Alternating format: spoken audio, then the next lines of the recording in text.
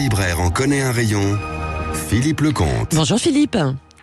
Bonjour Laurence. Comment ça va aujourd'hui ? Ça va bien, ça va bien. Le libraire va bien. Le Livre Écarlate, c'est le nom de votre librairie, je le rappelle, dans le 14e arrondissement de Paris. Philippe, on poursuit vos petits coups de cœur pour cette rentrée littéraire. Qu'est-ce que vous nous proposez aujourd'hui ?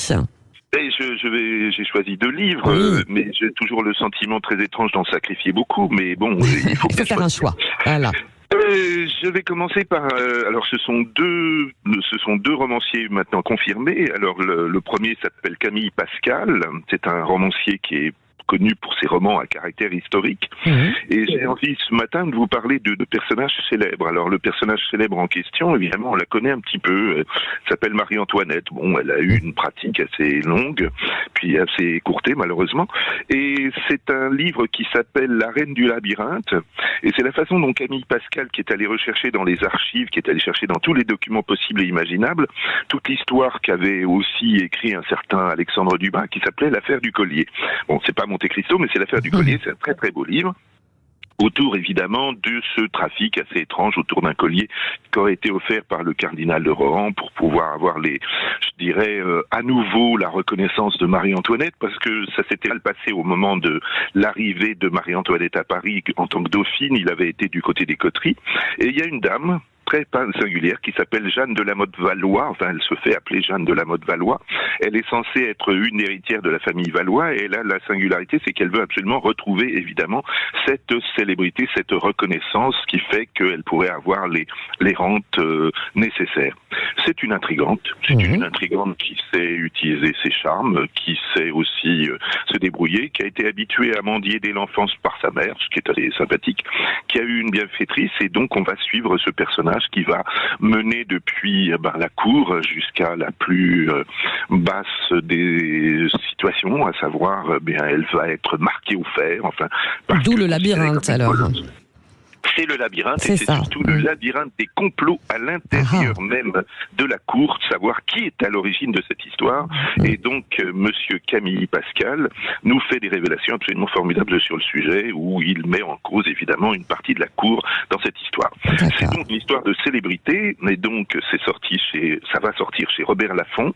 Ça s'appelle donc La Reine du Labyrinthe d'un certain Camille Pascal. Et pour continuer sur le principe de la célébrité, on va continuer sur une fiction magnifique de Maud Ventura. Alors Maud Ventura, on l'avait connue pour un succès absolument incroyable qui s'appelait Mon mari. C'était un livre à la fois très drôle et très inquiétant. Et là, elle décide de prendre quelqu'un qui, dès l'enfance, a décidé qu'elle serait célèbre. Et pour ça, elle est prête à tout. Donc c'est une jeune femme qui va faire en sorte de se faire reconnaître, d'une part comme chanteuse, comme interprète, mais aussi comme compositrice et comme autrice de chansons, et qui va obtenir une célébrité à la hauteur de quelqu'un comme Céline Dion ou d'autres grandes chanteuses anglo-saxonnes que je ne connais pas forcément. Et là, ça s'appelle Célèbre, et donc on va suivre ce parcours avec cette femme qui s'appelle Cléo qui dès l'enfance donc a cette décision très déterminée. C'est vraiment quelqu'un qui sait qu'elle fera ceci et qu'elle sera célèbre. Et pour être célèbre, évidemment, ça suppose d'être prête à tout, c'est-à-dire de faire la gentille, d'être très la bonne élève, celle qui réussit, d'avoir des amis. Et ce qui est intéressant, c'est justement, on va la voir dans son parcours et on va voir l'évolution. On va voir aussi l'évolution de son entourage. Et c'est intéressant de la voir sous cette forme-là. Il y a, comme dans Mon mari, une espèce de gros tournant du livre avec quelque chose de très inquiétant. Vous verrez, c'est un livre très réussi. Maud Ventura, c'est son 2e roman, mais c'est vraiment quelqu'un de très très particulier qu'il faut suivre.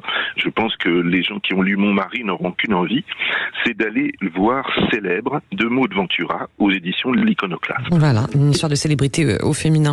Un petit mot, Philippe Lecomte, sur cette rentrée littéraire. Beaucoup plus d'ouvrages que l'an dernier, ou ça reste, on reste à peu près dans les mêmes eaux, en fait. Alors, je suis pas allé compter. Oui, non, je me doute. Non, en général, c'est le privilège d'une certaine presse qui veut absolument nous montrer que c'est pléthorique et qu'on s'en sortira pas.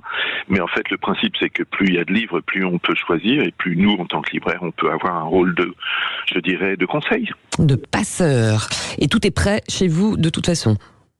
Oui. Comme comme il faut. Voilà, parce qu'on sait, le libraire aussi doit jongler avec les cartons. Merci beaucoup Philippe Lecomte, et puis on se retrouve bien sûr le week-end prochain pour la dernière Voilà, et on continuera à parler de la rentrée littéraire. Le livre écarlate, je le rappelle, c'est dans le 14e arrondissement. Merci Philippe. Merci Laurence, à dimanche prochain. À dimanche prochain.